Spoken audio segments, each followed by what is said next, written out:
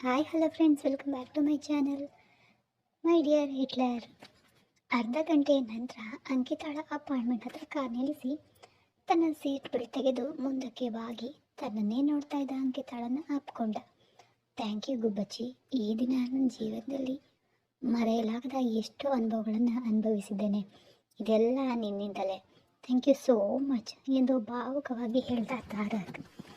ಅಂಕಿತಾ ಅನ್ಸುತ್ತಾ ಕೈ ಹಾಕಿ ತಾರಕ್ ಬೆನ್ ಮೇಲೆ ಮೆಲ್ಲಗೆ ತಟ್ತಾ ಇದ್ದಾಳೆ. ಅವನು ಭಾವುಕನಾಗ್ತಾ ಇರೋದನ್ನ ಗಮನಿಸಿ ಹೀಗೆ 5 ನಿಮಿಷಗಳ ಕಾಲ ಅವಳನ್ನ ಬಿಡಲೇ ಇಲ್ಲ. ತಾರಕ್ ಹಾಗೇನೆ ಅಪ್ಕೊಂಡೇ ಇದ್ದ. ಅಷ್ಟೇ, ಅಂಕಿತಾ ಕೂಡ ಅವನನ್ನ ಕಿಂಚಿತ್ತೂ ಕದಲಿಸಲಿಲ್ಲ. ಅವನ ಅಪ್ಪುಗೆಯಲ್ಲಿ ಪುಟಾಣಿ ಹಕ್ಕಿಯಂತೆ ಒದಗಿ ಹೋದ್ಲು. ತಾರಕ್ ಎದೆ ಮೇಲೆ ಸ್ವಲ್ಪ ಹೊತ್ತಿನ ನಂತರ ಅವಳನ್ನ ಬಿಟ್ಟು, ಇನ್ನು ನಾನು ಹೋಗ್ತೇನೆ, ನೀನು ಒಳಗಡೆ ಹೋಗು ಅಂದನು ತಾರಕ್. ಹೇಗೆ ಹೋಗ್ತೀರಿ? ಹೇಗೆ ಅಂದರೆ ಇಲ್ಲೇ ಯಾವುದಾದ್ರೂ ಬೈಕ್ ಲಿಫ್ಟ್ ತಗೊಂಡು ಹೋಗ್ತೀನಿ, ಇಲ್ಲದಿದ್ರೆ ರ್ಯಾಪಿಡೋ ಬುಕ್ ಮಾಡ್ಕೊಳ್ತೀನಿ ಅಂತ ಹೇಳ್ದ ತಾರಕ್. ಸಮಯ ನೋಡಿದ್ಲು. ಸಮಯ ಹತ್ರ 10 ಗಂಟೆ ಆಗ್ತಾ ಬರ್ತಿತ್ತು. ಅಷ್ಟು ದೊಡ್ಡ ನಗರದಲ್ಲಿ ಈ ಸಮಯದಲ್ಲಿ ಹಂಗಿಲ್ಲದೆ ವಾಹನಗಳು ಸಿಗುತ್ತವೆ. ಆದರೆ ತಾರಕ್ ಇರುವ ಏರಿಯಾಗೆ ಹೋಗೋದು ಸ್ವಲ್ಪ ಕಷ್ಟ. ಸ್ವಲ್ಪವಲ್ಲ, ಅಸಲಿಗೆ ಸಿಗೋದೇ ಇಲ್ಲ. ಸಂಧಿಗುಂದಿ ಅಲ್ವಾ? ಅದಕ್ಕೆ ಆಲೋಚನೆಯಲ್ಲಿರುವ ಅಂಕಿತಾಳನ್ನ ನೋಡ್ತಾ ಅವಳ ಮುಖದ ಮುಂದೆ ಚಿಟಕಿ ಹೊಡೆದ ಶಬ್ದ ಮಾಡಿ ಎಚ್ಚರಿಸ್ತಾ, ತಾರಕ್ ಅವರೇ, ಈ ಸಮಯದಲ್ಲಿ ನಿಮಗೆ ವಾಹನ ಸಿಗೋದು ಕಷ್ಟವಾಗುತ್ತದೆ ಅಂದ್ಲು ಅಂಕಿತಾ. ಹಾಗಾದರೆ ಈ ರಾತ್ರಿಗೆ ನಿನ್ನ ಫ್ಲ್ಯಾಟ್ನಲ್ಲೇ ಉಳ್ಕೊಳ್ಳಾ ಅಂತ ಅವಳ ಹತ್ರ ಬಂದು ಪಿಸು ಮಾತಿನಲ್ಲಿ ಕೇಳ್ದ ತಾರಕ್. ತಾರಕ್ನ ಧ್ವನಿಗೆ ಅವಳ ಕೆನ್ನೆಗಳು ನಾಚಿಕೆಯಿಂದ ಕೆಂಪಾಗ್ತಾ ಇದ್ವು. ಅಪ್ಸ್, ಅದಲ್ಲ ತಾರಕ್ ಅವರೇ, ಹೇಗೂ ಈಗ ವಾಹನ ಸಿಗೋದಿಲ್ಲ, ಆದ್ದರಿಂದ ನೀವು ನನ್ನ ಕಾರ್ನೇ ತಗೊಂಡು ಹೋಗಿ, ನಾಳೆ ಬೆಳಗ್ಗೆ ನನ್ನ ಆಫೀಸ್ ಸಮಯಕ್ಕೆ ಬಂದರೆ ಸಾಕು ಅಂದ್ಲು ಅಂಕಿತಾ. ಬೇಡ ಬಿಡು ಗುಬ್ಬಿ, ನಾನೆಲ್ಲೋ ಹೇಗೋ ಹೋಗ್ಬಿಡ್ತೇನೆ, ನೀನು ನಿನ್ನ ಫ್ಲಾಟ್ಗೆ ಹೋಗು ಅಂದನು ತಾರಕ್. ಹೇಗೆ ಹೋಗ್ತೀರಿ ತಾರಕ್ ಅವರೇ? ಈ ಸಮಯದಲ್ಲಿ ವಾಹನಗಳೇ ಇರೋದಿಲ್ಲ ಅಂತ ನನಗೆ ಗೊತ್ತು, ಆದ್ದರಿಂದ ನನ್ನ ಕಾರ್ನ ತಗೊಂಡು ಹೋಗಿ ಅಂದ್ಲು. ಏಯ್, ಬೇಡ ಅಂತ ಹೇಳಿದ್ನಲ್ವಾ, ಮತ್ತೆ ಯಾಕೆ ಸುಮ್ಮನೆ ಕೇಳಿದ್ದನ್ನೇ ಕೇಳಿ ಪೀಡಿಸ್ತಿದೀಯಾ? ಮೆಚ್ಚಿಕೊಂಡಷ್ಟು ಸುಲಭವಾಗಿ ನನಗೆ ಬೈಯಲು ಹೊತ್ತು ಹಿಡಿಯೋದಿಲ್ಲ, ತಿಳ್ಕೊ ಅಂತ ಕೋಪದಿಂದ ಅಂದನು ತಾರಕ್. ತಾರಕ್ನ ಆ ಮಾತಿಗೆ ಅಂಕಿತ ಸ್ವಲ್ಪ ಮುಖ ಸಣ್ಣದು ಮಾಡಿಕೊಂಡ್ಳು. ಅವಳನ್ನೇ ನೋಡ್ತಾ ತಾರಕ್ ಮುಂದಕ್ಕೆ ಬಂದು ಕೆಳಕ್ಕೆ ಹಾಕಿದ. ಅವಳ ಮುಖವನ್ನು ನೋಡಿ ಗಲ್ಲ ಹಿಡಿದು ಮೇಲೆತ್ತಿದನು. ಅಷ್ಟಲ್ಲಾಗಲೇ ಅಂಕಿತಾಳ ಕಣ್ಣುಗಳಲ್ಲಿ ತುಂಬಿದ ಕಣ್ಣೀರನ್ನು ನೋಡಿ, ಅಬ್ಬಾ, ಈಗ ಯಾಕೆ ಈ ಅಳು ಅಂತ ಕಿರಿಕಿರಿಯಿಂದ ಕೇಳ್ದ ತಾರಕ್. ಅಂದ್ಲು ಅಂಕಿತಾ. ಮತ್ತೇನು ರೋಗ ನಿಂಗೆ? ಯಾಕೆ ಮುಖವನ್ನು ಹಾಗೆ ಇಟ್ಕೊಂಡಿದೀಯಾ ಅಂತ ಸಿಟ್ಟಿನಿಂದ ಕೇಳ್ದ. ಈಗ ನೋಡು ಗುಬ್ಬಚ್ಚಿ, ಮುಂಚೆ ಹೇಳಿದ್ದೇನೆ, ನನ್ನ ಹತ್ರ ಹೀಗೆ ನೀನು ಹತ್ತು ಕೂಡಲೇ ಅಯ್ಯೋ ಗುಬ್ಬಚ್ಚಿ ಪಾಪ ಏನಾಯಿತು, ಮುದ್ದು ಬಂಗಾರ ಚಿನ್ನ ಅಂತ ಕರೆಯೋದಾಗಲಿ, ನಿನ್ನನ್ನು ಬಲವಂತ ಮಾಡಿ ಸಮಾಧಾನ ಪಡಿಸುವ ಸರ್ಕಸ್ ಫಿಟ್ಸ್ ನನ್ನಿಂದ ನಿರೀಕ್ಷಿಸಬೇಡ. ಸರಿ ಎಂದು ಬಗ್ಗಿಸಿದ ತಲೆಯನ್ನು ಮೇಲುತ್ತದೆ ಮೆಲ್ಲಗೆ ಹೇಳಿದ್ಲು ಅಂಕಿತಾ. ಸರಿ, ಈಗ ಹೇಳು, ಮುಖವನ್ನು ಯಾಕೆ ಹಾಗೆ ಗಂಟು ಹಾಕೊಂಡಿದೀಯಾ? ಉಶ್, ಇದು ನನಗೆ ತುಂಬ ತೊಂದರೆ ಕೊಡ್ತಾ ಇದೆ ಅಂದ್ಕೊಳ್ತಾ, ಅರೆ ಗುಬ್ಬಚ್ಚಿ, ಈಗ ಏನಾದರೂ ಹೇಳಲಿಲ್ಲ ಅಂದರೆ ಈ ರಾತ್ರಿ ಇಬ್ಬರು ಇಲ್ಲಿಂದ ಕದಲೋದಿಲ್ಲ. ಕಾರ್ನಲ್ಲೇ ಎಲ್ಲ ಆಗಿ ಹೋಗುತ್ತೆ, ನಿನ್ನಿಷ್ಟ ಮತ್ತೆ ಅಂದನು. ಎಲ್ಲ ಎಂಬ ಪದವನ್ನು ಒತ್ತಿ ಹೇಳ್ತಾ ತಕ್ಷಣ ತಲೆ ಮೇಲೆತ್ತಿ ಬೆದರಿದ ಕಣ್ಣುಗಳಿಂದ ತಾರಕ್ ಅನ್ನ ನೋಡಿದ್ಲು ಅಂಕಿತಾ. ಅಂಕಿತಾಳ ನೋಟಕ್ಕೆ ಬರ್ತಾ ಇರುವ ನಗುವನ್ನು ತಡ್ಕೊಳ್ತಾ, ಏನು ಸಿದ್ಧನಾ, ಮತ್ತೆ ನೀನು ಶುರು ಮಾಡುವ ಅಂದನು ಕಾಮದ ದನಿಯಲ್ಲಿ. ತಾರಕ್ ಪ್ರಶ್ನೆಗೆ ಅಂಕಿತಾ ತಡಬಡಾಯಿಸುತ್ತ, ಏನು ಸರ್, ಏನು ಶುರು ಮಾಡೋಣ? ಅಂಕಿತಾಳ ಮುಖದ ಗೊಂದಲವನ್ನು ಆನಂದಿಸ್ತಾ, ನೀನು ಏನು ಅಂದ್ಕೊಳ್ತಿರೋ ಅದನ್ನೇ ಗುಬ್ಬಚ್ಚಿ ಅಂದನು ತಾರಕ್. ಒಳಗೊಳಗೆ ನಗು ತಡೆಯುತ್ತಾ, ನಾನು ಏನು ಅಂದ್ಕೊಂಡಿಲ್ಲ ಸರ್. ಹೌದಾ ಅಂತ ವ್ಯಂಗ್ಯವಾಗಿ ಅನ್ನುತ್ತಾ ಸಡನ್ನಾಗಿ ಅಂಕಿತಾಳ ಸೀಟ್ ಬೆಲ್ಟ್ ತೆಗೆದು ತನ್ನ ಮಡಲಿಗೆ ಎಳೆದುಕೊಂಡನು ತಾರಕ್ ಅಷ್ಟು ವೇಗವಾಗಿ ಮುನ್ನುಗ್ತಾ ಇರೋದನ್ನು ನೋಡಿ ಅಂಕಿತಾ ಕಣ್ಣು ದೊಡ್ಡದು ಮಾಡಿ ಶಾಕ್ನಿಂದ ಸ್ತಬ್ಧಳಾದ್ಲು. ಸರ್, ತಾರಕ್ ಅವರೇ, ನನಗೆ ಭಯ ಆಗ್ತಿದೆ ಅಂತ ಸಣ್ಣ ದನಿಯಲ್ಲಿ ನಡುತ್ತಾ ಹೇಳಿದ್ಲು ಅಂಕಿತಾಳ ದನಿ ನಡುಗೋದನ್ನು ಗಮನಿಸಿದ ತಾರಕ್ ಅವಳ ಸುತ್ತ ಕೈ ಹಾಕಿ ತನ್ನ ಕುತ್ತಿಗೆ ಬಳಿ ಅವಳ ಮುಖವನ್ನು ಒತ್ತಿ ಹಿಡಿದು, ಟೆನ್ಷನ್ ಮಾಡಬೇಡ, ನಾನೇನು ಮಾಡಲ್ಲ ಎನ್ನುತ್ತಾ ಬೆಚ್ಚನೆಯ ಉಸಿರು ಬಿಟ್ಟನು ಅವಳ ಕುತ್ತಿಗೆಯ ಹತ್ತಿರ. ತಾರಕ್ ಬೆಚ್ಚನೆಯ ಉಸಿರು ಅಂಕಿತಾಳ ಎದೆಯಲ್ಲಿ ರೈಲು ಹೊಡೆದಂತಾಗಿ ಅಂಗೈಗಳಲ್ಲಿ ಬೆವರು ಹಿಡಿದು ಗಾಬರಿಯಿಂದ ಅವನ ಶರ್ಟ್ ಹಿಡಿದು ನುರಿತಾ ಇದ್ದಾಳೆ. ಈಗ ಹೇಳು, ಯಾಕಾಗೆ ಸುಸ್ತಾಗಿದೆಯಾ ಇಷ್ಟು ಮುಂಚೆ ಎಂದು ತನಗೇ ತಿಳಿಯದಂತೆ ಮೃದುವಾದ ದನಿಯಲ್ಲಿ ಕೇಳಿದನು ತಾರಕ್. ಏನೂ ಇಲ್ಲ, ಸುಮ್ಮನೆ ಎಂದು ಅನ್ನುತ್ತಾ ನೀವು ಕಾರ್ ತಗೊಂಡು ಹೋಗಿ ಅಂತ ಮತ್ತೊಮ್ಮೆ ವಿಷಯ ಬದಲಿಸಲು ಹೇಳಿದ್ಲು ಅಂಕಿತಾ. ನೀನಿನ್ನೂ ಆ ವಿಷಯ ಬಿಡಲ್ವಾ ಅನ್ನುತ್ತಾ ಕಿರಿಕಿರಿ ಪಡ್ತಾ ಇದ್ರೆ, ಈಗೋ ನೀವು ಹೇಗೆ ಕಿರಿಕಿರಿ ಪಡ್ತೀರಾ, ನನಗೆ ಅಳು ಬರೋದು ಅಂತ ಸಣ್ಣ ಮಕ್ಕಳಂತೆ ದೂರು ನುಡಿದ್ಲು ಅಂಕಿತಾ. ಹಾಗೆ ಅಂಕಿತಾ ಮಾತಾಡ್ತಾ ಇರುವಾಗ ಅವಳ ತುಟಿಗಳು ಸಣ್ಣ ಮಕ್ಕಳಂತೆ ಮುಂದಕ್ಕೆ ಬಂದಿದ್ದನ್ನು ಕಂಡು ಅವಳ ಎರಡೂ ತುಟಿಗಳನ್ನು ತನ್ನ ಒಂದೇ ಕೈಯಲ್ಲಿ ಹಿಡಿದು ಮುಂದಕ್ಕೆ ಎಳೆಯುತ್ತಾ, ನೀನು ಹೀಗೆ ಸಣ್ಣ ಮಕ್ಕಳಂತೆ ಮುನಿಸ್ಕೊಳ್ಳೋದು ಮೊದಲು ನಿಲ್ಲಿಸು, ಇಲ್ಲದೇ ಇದ್ದರೆ ನಾನು ಸಣ್ಣ ಮಗುವಿನ ಜೊತೆ ಸೇರಿಕೊಂಡಿದ್ದೀನಿ ಅಂತ ನನ್ನ ಮೇಲೆ ನಾನೇ ಪಡಬೇಕಾಗುತ್ತೆ ಅಂದನು ತಾರಕ್. ನಾನೇನು ಸಣ್ಣ ಮಗುವಲ್ಲ ಅಂತ ಹಠದಿಂದ ಹೇಳಿದ್ಲು ಅಂಕಿತಾ. ತನ್ನ ಮುಂದೆ ಕುಳಿತಿರುವ ಅಂಕಿತಾಳನ್ನು ಒಮ್ಮೆ ನೋಡಿ, ಹೌದೌದು ತಿಳಿತಾ ಇದೆ ನೀನು ಸಣ್ಣ ಮಗುವಲ್ಲ ಅಂತ ಅಂದನು ತಾರಕ್ ನಗು ತಡೆಯುತ್ತಾ. ಆಗ ತಾನೇ ಅರ್ಥ ಆಯಿತು ಅಂಕಿತಾಳಿಗೆ ತಾನು ಏನಂದೆ ಅಂತ. ಕೂಡಲೇ ಕಣ್ಮುಚ್ಚಿ ನಾಲಿಗೆ ಕಚ್ಕೊಂಡ್ಳು. ಅಯ್ಯೋ ಅಂತ ಅಂಕಿತಾಳಲ್ಲಿನ ಬೇರೆ ಬೇರೆ ಭಾವನೆಗಳನ್ನು ನೋಡ್ತಾ ಇರುವ ತಾರಕ್ಕಂತೂ ಒಳಗೊಳಗಡೆ ತಳಮಳ ಉಂಟಾಗ್ತಿದೆ. ಎಂದು ಗಾಢವಾಗಿ ಒಮ್ಮೆ ನಿಟ್ಟುಸಿರು ಬಿಟ್ಟು ಅಂಕಿತಾಳನ್ನು ತಕ್ಷಣವೇ ಎತ್ತಿ ಪಕ್ಕದ ಸೀಟ್ನಲ್ಲಿ ಕುಳಿಸ್ಕೊಳ್ತಾ, ನೀನು ಬೇಗ ನಿನ್ನ ಫ್ಲಾಟ್ಗೆ ಹೋಗ್ಬಿಡು, ಇಲ್ಲಿಯೇ ಇದ್ದರೆ ಏನಾದರೂ ಆಗು ಹೋಗಬಹುದು, ಆಮೇಲೆ ನೀನು ಅತ್ತು ಕರೆದ್ರು ನಾನು ಏನು ಮಾಡಲು ಸಾಧ್ಯ ಇಲ್ಲ ಅಂದನು ತಾರಕ್ ತಲೆ ಕೊಡಪಿಕೊಳ್ತಾ. ತಾರಕ್ ತನ್ನನ್ನು ತಾನು ಎಷ್ಟರ ಮಟ್ಟಿಗೆ ನಿಯಂತ್ರಿಸ್ಕೊಳ್ತಿದ್ದಾನೆ ಅನ್ನೋದು ಅಂಕಿತಾಳಿಗೆ ಅರ್ಥ ಆಗ್ತಾ ಇದೆ. ಅವನ ಕಡೆಗೆ ಒಂದು ಬಾರಿ ನೋಡಿ ಮೆಲ್ಲಗೆ ನಗುತ್ತಾ ಸಾರಿ ಸರ್ ಎಂದು ಹೇಳಿ ತಾರಕ್ಕೆನೆಗೆ ಮುತ್ತು ನೀಡಿ ಗುಡ್ ನೈಟ್ ಸರ್ ಅಂತ ಹೇಳಿ ಕಾರ್ ಇಳಿದ್ಲು ಅಂಕಿತಾ. ಮಾಡಬೇಕಾಗಿದ್ದನ್ನೆಲ್ಲ ಮಾಡಿದ್ಮೇಲೆ ಇನ್ನೆಲ್ಲಿ ಗುಡ್ ನೈಟ್ ಅಂತ ಮನಸ್ಸಿನಲ್ಲಿ ಅಂದ್ಕೊಳ್ತಾ ಓಕೆ ಹೋಗು ಅಂತ ಹೊರಗಡೆ ಮಾತ್ರ ಮಾಮೂಲಿಯಾಗಿ ಹೇಳಿ ಮನೆಗೆ ಹೋದ. ಮನೆಗೆ ಹೋದ್ಮೇಲೆ ತಣ್ಣನೆಯ ಬೀರು ಹಾಕಿದರೆ ಹೊರತು ಮನಸ್ಸು ಶಾಂತವಾಗಿಲ್ಲ ಅನ್ನೋಷ್ಟು ಕಂಟ್ರೋಲ್ ತಪ್ಪಿದೆಯಲ್ಲ ಅಂತ ಅಂದ್ಕೊಂಡು ಅಂಕಿತಾ ಅಪಾರ್ಟ್ಮೆಂಟ್ ಒಳಗೆ ಹೋಗಿ ತನ್ನ ಫ್ಲಾಟ್ಗೆ ಹೋಗಿ ಬಾಲ್ಕನಿಯಿಂದ ಅವನನ್ನು ನೋಡಿ ಬಾಯ್ ಹೇಳೋವರೆಗೂ ಇಲ್ಲೇ ಇದ್ದು ಕಾರ್ನ ಟರ್ನ್ ಮಾಡಿಕೊಂಡು ಹೊರಟು ಹೋದನು ತಾರಕ್. ಹೊರಟು ಹೋದ್ಮೇಲೆ ಇತ್ತ ಆರು ಸೌರಭ್ ಮತ್ತು ಅಕ್ಷತಾಳಿಗೆ ಶುಭರಾತ್ರಿ ಹೇಳಿ ತನ್ನ ರೂಮ್ಗೆ ಹೊರಟು ಹೋದ್ಲು. ಅಕ್ಷತಾ ಹಿಂದೆ ತಿರುಗುವಷ್ಟರಲ್ಲಿ ತನಗೆ ಒಂದು ಹೆಜ್ಜೆ ದೂರದಲ್ಲಿ ಕೈಗಳನ್ನು ಕಟ್ಕೊಂಡು ತನ್ನನ್ನೇ ಸೀರಿಯಸ್ ಆಗಿ ನೋಡ್ತಾ ಇದ್ದಾನೆ ಸೌರಭ್. ಅಷ್ಟು ಹತ್ತಿರದಲ್ಲಿದ್ದ ಸೌರಭ್ನನ್ನು ನೋಡಿದ ಕೂಡಲೇ ಒಂದೇ ಸಾರಿಗೆ ಸೌರಭ್ ಅವರೇ ಏನ್ರಿ ಅಷ್ಟು ಸೈಲೆಂಟಾಗಿ ಬಂದು ಹೀಗೆ ಹಿಂದೆ ನಿಂತರೆ ಎಷ್ಟು ಭಯ ಆಯಿತು ಗೊತ್ತಾ ಅಂದ್ಲು ಅಕ್ಷತಾ. ಗಾಬರಿಯಿಂದ ಕೇಳಿದ್ಲು ಅಕ್ಷತಾ.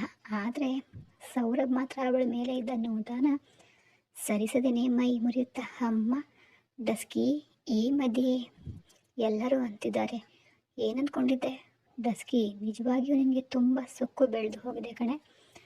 ತಕ್ಷಣ ಅದನ್ನು ಕರಗಿಸ್ಲಿಲ್ಲ ಅಂದರೆ ತುಂಬ ಅಪಾಯ.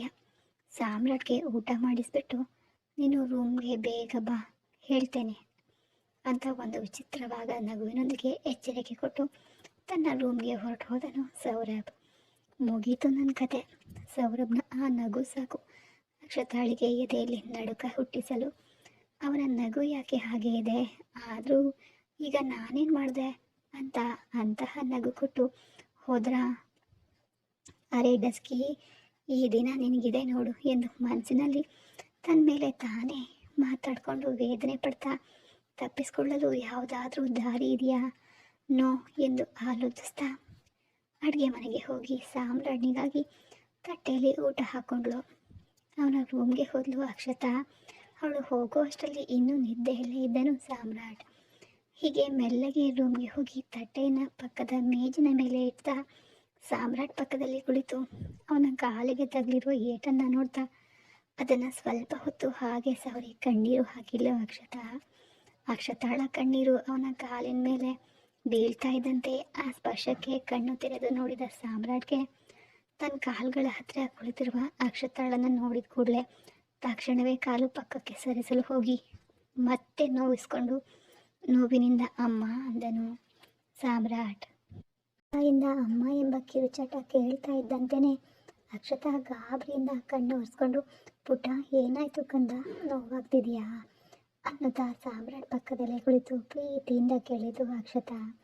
ಅಕ್ಷತಾಳ ಪ್ರೀತಿಗೆ ಕಣ್ಣಲ್ಲಿ ನೀರು ತುಂಬಿಕೊಳ್ತಾ ಇದ್ರು ಕೂಡ, ಇಲ್ಲ ಮಮ್ಮಿ, ಆದರೂ ನೀನ್ಯಾಕೆ ನನ್ನ ಕಾಲು ಮುಟ್ಟಿದೆ ಅಂತ ಕೇಳಿದನು ಸಾಮ್ರಾಟ್. ನಿನ್ನ ಗಾಯ ಹೇಗಿದೆ ಕಂದ ಅಂತ ನೋಡ್ತಾ ಇದ್ದೆ, ಈಗ ನಿನಗೆ ಹೇಗಿದೆಯೋ, ನೀವೇನಾದರೂ ಇದ್ದರೆ ನೋವೇನಾದರೂ ಇದ್ದರೆ ಹೇಳು ಕಂದ, ಡ್ಯಾಡಿಗೆ ಹೇಳಿ ಒಬ್ಬ ಒಳ್ಳೆ ಡಾಕ್ಟರ್ನ ಇಲ್ಲಿಗೆ ಕರೆಸ್ಕೊಳ್ಳೋಣ ಅಂದ್ಲು ಅಕ್ಷತಾ. ತಾಯಿಯ ಪ್ರೀತಿಗೆ ಸಾಮ್ರಾಟ್ ಸಣ್ಣದಾಗಿ ನಗು, ಮಮ್ಮಿ ನನಗೇನು ದೊಡ್ಡ ಪೇಟು ಬಿದ್ದಿಲ್ಲ, ಸಣ್ಣ ಗಾಯ ಅಷ್ಟೇ, ನೀನು ಸುಮ್ಮನೆ ಇಷ್ಟೊಂದು ಭಯ ಪಡಬೇಡ ಅಂದನು ಸಾಮ್ರಾಟ್. ಇಷ್ಟು ದೊಡ್ಡ ಪೇಟು ಬಿದ್ದರೂ ಕೂಡ ಸಣ್ಣ ಗಾಯ ಅಂತೀಯಲ್ಲೋ ಅಂತ ಕೋಪದಿಂದ ಹೇಳ್ತಾ ಮೆಲ್ಲಗೆ ಸಾಮ್ರಾಟ್ನ ಎಬ್ಬಿಸಿ ಬೆಡ್ಗೆ ಒರಗಿಸಿ ಕುಳಿಸಿದ್ಲು. ಮಮ್ಮಿ, ಅಂಕಿತಾ ಹೊರಟು ಹೋದ್ಲಾ? ಹೌದು ಕಂದ, ಈಗಷ್ಟೇ ಡಿನ್ನರ್ ಮಾಡಿ ಇಬ್ಬರು ಹೋದರು. ಇಬ್ಬರೂನಾ? ಅಂದರೆ ಆ ತಾರ ಕೂಡ ಇಲ್ಲಿವರೆಗೂ ಇಲ್ಲೇ ಇದ್ನಾ ಎಂದು ಮನಸ್ಸಿನಲ್ಲಿ ಅಂದ್ಕೊಳ್ಳಲು ಹೋಗಿ ಹೊರಗಡೆ ಅಂದನು ಸಾಮ್ರಾಟ್. ಹೌದು ಕಂದ, ತಾರಕ್ ಕೂಡ ಇದ್ದ. ನಿನಗೆ ಗೊತ್ತಾ, ತಾರಕ್ ಕೂಡ ನಿನ್ನಂತೆ ಎಷ್ಟು ಒಳ್ಳೆಯ ಹುಡುಗ ಅಂತ. ಪಾಪ ಅಪ್ಪ ಅಮ್ಮ ಇಲ್ವಂತೆ. ಆ ಮಾತು ಹೇಳಿದಾಗ ನನಗಂತೂ ತುಂಬ ಬೇಜಾರಾಯಿತು ಅಂತ ತಕ್ಷಣ ಅಕ್ಷತಾ ತುಟಿ ಕಚ್ಚಿ ಹೇಳ್ತಾ ಇದ್ರೆ, ಅಕ್ಷತಾ ತಾರಕನನ್ನ ತನ್ನೊಂದಿಗೆ ಹೋಲಿಸೋದು ಇಷ್ಟ ಆಗದ ಸಾಮ್ರಾಟ್ ಅಸಹನೆಯಿಂದ ತಲೆ ಪಕ್ಕಕ್ಕೆ ತಿರುಗಿಸ್ದ. ಮಮ್ಮಿ, ಅಂಕಿತಾ ಕೂಡ ತುಂಬ ಒಳ್ಳೆಯವಳು, ಅದಲ್ಲದೆ ವರ್ಕ್ ಹಾಲಿಕ್ ಕೂಡ. ನನಗಂತೂ ಆಫೀಸ್ನಲ್ಲಿ ತುಂಬಾ ಹೆಲ್ಪ್ ಮಾಡ್ತಾಳೆ ಅಂಕಿತಾ ಅಂದ ಸಾಮ್ರಾಟ್. ಹೌದು ಕಣೋ, ಅವಳು ಎಷ್ಟು ಒಳ್ಳೆಯವಳು ಅಂದರೆ ಆಫೀಸ್ ಅವರ್ಸ್ ಮುಗಿದಿದ್ರು ಕೂಡ ಅಸಲಿಗೆ ಅವಳಿಗೆ ಅವಶ್ಯಕತೆ ಇಲ್ಲದೇ ಇದ್ದರೂ ಸಹ ನನಗಾಗಿ ಹಾಸ್ಪಿಟಲ್ವರೆಗೂ ಬಂದಿದ್ದಲ್ಲದೆ ಇಲ್ಲಿವರೆಗೂ ಹಾಸ್ಪಿಟಲಲ್ಲೇ ಇದ್ದು ನನ್ನನ್ನು ಜಾಗರೂಕತೆಯಿಂದ ನೋಡ್ಕೊಳ್ತಾ ಇದ್ದಾಳೆ ಅಲ್ವಾ. ನಿಜವಾಗಿಯೂ ತುಂಬ ಒಳ್ಳೆಯ ಹುಡುಗಿ ಎಂದು ಮೆಲ್ಲನೆ ಅಕ್ಷತಾ ಮನಸ್ಸಿನಲ್ಲಿ ಅಂಕಿತಾ ಬಗ್ಗೆ ಒಳ್ಳೆಯ ಅಭಿಪ್ರಾಯ ಬರುವಂತೆ ಮಾತನಾಡಿದನು ಸಾಮ್ರಾಟ್. ಹೌದು ಅಲ್ವಾ, ನಿಜವಾಗಿಯೂ ಅಂಕಿತಾ ತುಂಬ ಒಳ್ಳೆಯ ಹುಡುಗಿ ಕಣೋ. ಅಚ್ಚು ನಮ್ಮ ಆರು ಥರನೇ ಎಷ್ಟು ಚೆನ್ನಾಗಿ ಮಾತಾಡ್ತಾಳೆ ಗೊತ್ತಾ. ನನ್ನ ಜೊತೆಯೂ ತುಂಬ ಚೆನ್ನಾಗಿ ಬೆರೆತಿದ್ದಾಳೆ. ಮೊದಲು ನಿಮ್ಮ ಡ್ಯಾಡಿನ ನೋಡಿ ಹೆದರಿದ್ಲು, ಆದರೆ ಆಮೇಲೆ ಆರು ಜೊತೆ ತುಂಬ ಚೆನ್ನಾಗಿ ಮಾತನಾಡಿದ್ಲು ಅಂತ ಅಂಕಿತಾ ಬಗ್ಗೆ ಅಷ್ಟು ಚೆನ್ನಾಗಿ ಹೇಳ್ತಾ ಇದ್ರೆ ಸಾಮ್ರಾಟ್ ಎದೆಯಲ್ಲಿ ಅಂಕಿತಾ ಬಗ್ಗೆ ಹೇಳುವ ಪ್ರತಿ ಮಾತಿಗೂ ಚಿಟ್ಟೆಗಳು ಹಾರಾಡ್ತಾ ಇತ್ತು. ಅದರಲ್ಲೂ ತಾರಕ್ ಮತ್ತು ಅಂಕಿತಾ ಜೋಡಿಯಂತೂ ನೋಡಲು ಕಣ್ಣಿಗೆ ಹಬ್ಬದಂತಿದೆ. ನನಗಂತೂ ಅವರಿಬ್ಬರ ಜೋಡಿ ಬಲೆ ಅನಿಸಿತು ಅಂದ್ಬಿಟ್ಲು ಅಕ್ಷತಾ. ಹಾಗೆ ಅಂತ ಇದ್ದಂತೆಯೇ ಅಲ್ಲಿವರೆಗೆ ಎಷ್ಟೋ ಖುಷಿಯಾಗಿದ್ದ ಮುಖ ಒಮ್ಮೆನೆ ಬಾಡಿ ಹೋಗಿ ಸಾಮ್ರಾಟ್ನದು. ಅಕ್ಷತಾ ತಾರಕ್ ಮತ್ತು ಅಂಕಿತಾ ಬಗ್ಗೆ ಜೋಡಿಯಾಗಿ ಮಾತನಾಡ್ತಾ ಇರೋದನ್ನು ಒಪ್ಪಿಕೊಳ್ಳಲು ಸಾಮ್ರಾಟ್ನಿಂದ ಸಾಧ್ಯ ಆಗ್ತಿರ್ಲಿಲ್ಲ. ಕೋಪದಿಂದ ಅಕ್ಷತಾಳನ್ನು ನೋಡಿ, ಮಮ್ಮಿ ನನಗೆ ಹಸಿವಾಗ್ತಾ ಇದೆ, ಊಟ ಕೊಡು ಅಂತ ಹೇಗಾದರೂ ಮಾಡಿ ಆ ಟಾಪಿಕನ್ನು ಅಲ್ಲಿಗೆ ಮುಗಿಸ್ಬೇಕು ಅಂತ. ಅಯ್ಯಯ್ಯೋ ನೋಡು, ನಿನಗಾಗಿ ಅಂತ ಊಟ ತಂದು ಎಷ್ಟು ಹೊತ್ತಾದರೂ ನಿನಗೆ ತಿನ್ನಿಸೋದನ್ನೇ ಮರ್ತ್ಬಿಟ್ಟೆ ಅಂತ ತಲೆ ಬಡ್ಕೊಂಡ್ಲು. ಗ್ಲಾಸ್ನಲ್ಲಿ ನೀರು ತುಂಬಿಸಿ ಸಾಮ್ರಾಟ್ ಕೈಗೆ ಕೊಟ್ಟು, ನೀನು ಸ್ವಲ್ಪ ನೀರು ಕುಡಿತಾ ಇರು, ನಾನು ಹೋಗಿ ಕೈ ತೊಳ್ಕೊಂಡು ಬರ್ತೀನಿ ಎಂದು ಅಕ್ಷತಾ ಹ್ಯಾಂಡ್ ವಾಶ್ ಮಾಡಲು ಹೋದಳು. ಅವಳು ಹಾಗೆ ಹೋಗ್ತಾ ಇದ್ದಂತೆಯೇ ಸಾಮ್ರಾಟ್ ತಾರಕ್ ಮೇಲಿರುವ ಕೋಪವನ್ನೆಲ್ಲ ಗ್ಲಾಸ್ ಮೇಲೆ ತೋರಿಸ್ತಾ ತನ್ನ ಕೈಗಳ ಮಧ್ಯೆ ಗಟ್ಟಿಯಾಗಿ ಹಿಡಿಯುತ್ತಾ, ಇವನು ನನ್ನ ಅಂಕಿತಾ ಬಳಿ ಮಾತ್ರ ಅಲ್ಲ, ನನ್ನ ಮಮ್ಮಿ ಹತ್ರನೂ ಅಟೆನ್ಷನ್ ಪಡಿತಾ ಇದ್ದಾನೆ. ನೋ, ಹಾಗೆ ನಡೆಯಲು ನಾನು ಬಿಡೋದಿಲ್ಲ. ನಮ್ಮ ಮಮ್ಮಿ ಪ್ರೀತಿ ನನಗೆ ಮಾತ್ರ ಸಿಗಬೇಕು. ಅವನು ಇನ್ನೊಮ್ಮೆ ಮನೆ ಕಡೆ ಮುಖ ಮಾಡದಂತೆ ನಾನು ನೋಡ್ಕೋಬೇಕು ಎಂದು ಮನಸ್ಸಿನಲ್ಲಿ ಕೋಪದಿಂದ ಅಂದ್ಕೊಳ್ತಾ ಇರುವಾಗ ಅಕ್ಷತಾ ಬಂದು, ಏನು ಕಂದ ಅಷ್ಟೊಂದು ಯೋಚನೆ ಮಾಡ್ತಾ ಇದೆಯಾ, ಯಾವುದರ ಬಗ್ಗೆ ಅನ್ನಲು ಸಾಮ್ರಾಟ್ ಗಾಬರಿಯಿಂದ ತಡಬಡಾಯಿಸುತ್ತಾ, ಆಹಾ ಅದೇನಿಲ್ಲ ಮಮ್ಮಿ, ಯಾವುದೋ ಆಫೀಸ್ ವಿಷಯ ಅಂತ ಹೇಳಿದ. ಅದನ್ನು ಕೇಳಿದ ಅಕ್ಷತಾ ಕೋಪದಿಂದ, ಏನು ಆಫೀಸಾ, ಇನ್ನು 1 ವಾರದವರೆಗೆ ನೀನು ಮನೆಯಿಂದ ಹೊರಗಡೆ ಕಾಲಿಡುವಂತೆ ಇಲ್ಲ ಅಂತ ಸೀರಿಯಸ್ ಆಗಿ ಹೇಳ್ತಾ ಸಾಮ್ರಾಟ್ಗೆ ಊಟ ಮಾಡಿಸಲು ಶುರು ಮಾಡಿದ್ಲು ಅಕ್ಷತಾ. ಮಮ್ಮಿ ಹೇಳಿದಂತೆ ಈ ಒಂದು ವಾರ ಮನೆಯಲ್ಲೇ ಇದ್ದರೆ ಯಾವುದಾದ್ರೂ ಆಫೀಸ್ ಕೆಲಸದ ಹೆಸರಿನಲ್ಲಿ ಅಂಕಿತಳನ್ನ ಮನೆಗೆ ಕರೆಸಬಹುದು. ಆಗ ಅಂಕಿತಾ ಮತ್ತು ನನ್ನ ಮಧ್ಯೆ ಸ್ವಲ್ಪ ಪರ್ಸ್ನಲ್ ಸ್ಪೇಸ್ ಕೂಡ ಸಿಗುತ್ತೆ. ಈ ಒಂದು ವಾರ ಸಾಕು ಅಂಕಿತಾಳಿಗೆ ನಾನು ನನ್ನ ಪ್ರೀತಿಯ ಆಳ ಎಷ್ಟೆಂದು ತಿಳಿಸಲು ಅಂತ ಅಂದ್ಕೊಳ್ತಾ ಅಕ್ಷತಾ ಊಟ ಮಾಡಿಸ್ತಾ ಇದ್ರು. ತನ್ನದೇ ಪ್ಲ್ಯಾನ್ನಲ್ಲಿ ಮುಳುಗಿದ್ದನು ಸಾಮ್ರಾಟ್. ಹೀಗೆ ಸ್ವಲ್ಪ ಹೊತ್ತಿಗೆ ಅಕ್ಷತಾ ಸಾಮ್ರಾಟ್ಗೆ ಪೂರ್ತಿಯಾಗಿ ಊಟ ಮಾಡಿಸಿ ಟ್ಯಾಬ್ಲೆಟ್ ಕೊಟ್ಟು ಅವನನ್ನು ಮಲಗಿಸಿ ಹತ್ತಿರವೇ ಇದ್ದು ಜೋಲಿ ಹಾಡಿ ನಿದ್ರಿಸಿದ ಮೇಲೆ ಆ ರೂಮ್ನಿಂದ ಹೊರಬಂದಳು ಅಕ್ಷತಾ. ಹೀಗೆ 1 ಗಂಟೆಯಿಂದ ಅಕ್ಷತಾಳಿಗಾಗಿ ರೂಮ್ನಲ್ಲಿ ಕಾಯ್ತಾ ಇದ್ದ ಸೌರಭ್ಗೆ ಅಕ್ಷತಾ ಎಷ್ಟೇ ಹೊತ್ತಾದರೂ ಬರದೇ ಇದ್ದಾಗ ರೂಮ್ನಿಂದ ಕೋಪದಿಂದ ಹೊರಗಡೆ ಬಂದು ಸಾಮ್ರಾಟ್ ರೂಮ್ ಎದುರಿಗೆ ಹಾಲ್ನಲ್ಲಿ ಸೋಫಾದಲ್ಲಿ ಕಾಲ ಮೇಲೆ ಕಾಲು ಹಾಕೊಂಡು ಕುಳಿತುಕೊಂಡಿದ್ದ.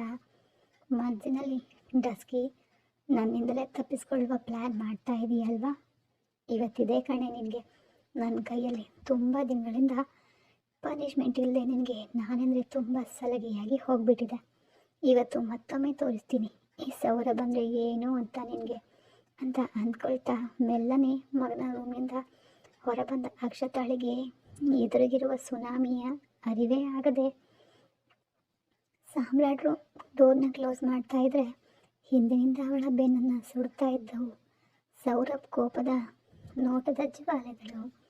ಅಕ್ಷತಾ ಮನಸ್ಸಿನಲ್ಲಿ ಏನಿದು, ನನ್ನನ್ನು ಇಷ್ಟು ಕೋಪದಿಂದ ಈ ನೋಟಗಳು ಸುಡ್ತಿವೆಯಲ್ಲ, ಅಂದರೆ ಸೌರಭ್ ಅವರು ಇಲ್ಲೇ ಇದ್ದಾರಾ ಏನು ಒಂದು ವೇಳೆ ಅಂದುಕೊಂಡು ಹಿಂದೆ ತಿರುಗಿದ ಅಕ್ಷತಾಳಿಗೆ ಸೋಫಾದಲ್ಲಿ ಮನ್ಮಥನ ಅಲ್ಟ್ರಾ ಪ್ರೋ ವರ್ಷನ್ನಲ್ಲಿರುವ ಯಮನಂತಹ ತನ್ನ ಗಂಡ ಸೋಫಾದಲ್ಲಿ ಹಾಯಾಗಿ ಹಿಂದಕ್ಕೆ ವಾಲಿ ಕಾಲ ಮೇಲೆ ಕಾಲು ಹಾಕೊಂಡು ಅಲ್ಗಾಡಿಸ್ತಾ ಕುಳಿತಿರುವ ಸೌರಭನ್ನು ನೋಡ್ತಾ ಇದ್ದಂತೆ ಅಕ್ಷತಾಳಿಗೆ ಎದೆಯಲ್ಲಿ ನಡ್ಕ ಶುರುವಾಯಿತು.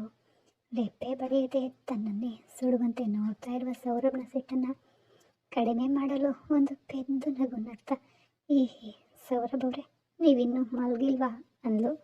ಸೌರಭ್ ಸೈಲೆಂಟಾಗಿ ಪೆದ್ದದ ಚೇಷ್ಟೆಗಳನ್ನು ನೋಡ್ತಾ ಇದ್ದ. ಯಾಕೆ ಹಾಗೆ ನೋಡ್ತಿದ್ದೀರಾ, ಈಗ ಹೇಗೆ ತಪ್ಪಿಸ್ಕೊಳ್ಳೋದು ಎಂದು ಅಂದ್ಕೊಳ್ತಾ ಈ ಬಾರಿ ಪ್ರಶ್ನೆಯನ್ನು ಬದಲಿಸೋಣ ಅಂದ್ಕೊಂಡು ನೀವೇನು ಇನ್ನೂ ಹೀಗೆ ಕುಳಿತಿದ್ದೀರಿ ಸೌರಭ್ ಅವರೇ ಅಂದ್ಲು. ಸೌರಭ್ನಿಂದ ಯಾವುದೇ ಕಮೆಂಟ್ ಬರಲೇ ಇಲ್ಲ. ಏನು ಸೌರಭ್ ಅವರೇ ಹಾಗೆ ನೋಡ್ತಾ ಇದ್ದೀರಾ, ನಿಮಗೂ ನಿದ್ದೆ ಬಂದಿಲ್ವಾ ಅಂತ ಮೆಲ್ಲನೆ ಐಸ್ ಮಾಡಲು ಟ್ರೈ ಮಾಡಿದ್ಲು ಅಕ್ಷತಾ. ಇಲ್ವೇ ಇಲ್ಲ, ನೀನು ಬಂದು ಜೋಲಿ ಹಾಡು ಹೇಳ್ತೀಯ ಅಂತ ವೇಟ್ ಮಾಡ್ತಾ ಇದ್ದೀನಿ, ನಡಿ ಹಾಡುವಿಯಂತೆ ಅಂತ ಸೋಫಾದಿಂದ ಎದ್ದು ಮೈ ಮುರಿಯುತ್ತಾ ಹೇಳಿದನು ಸೌರಭ್.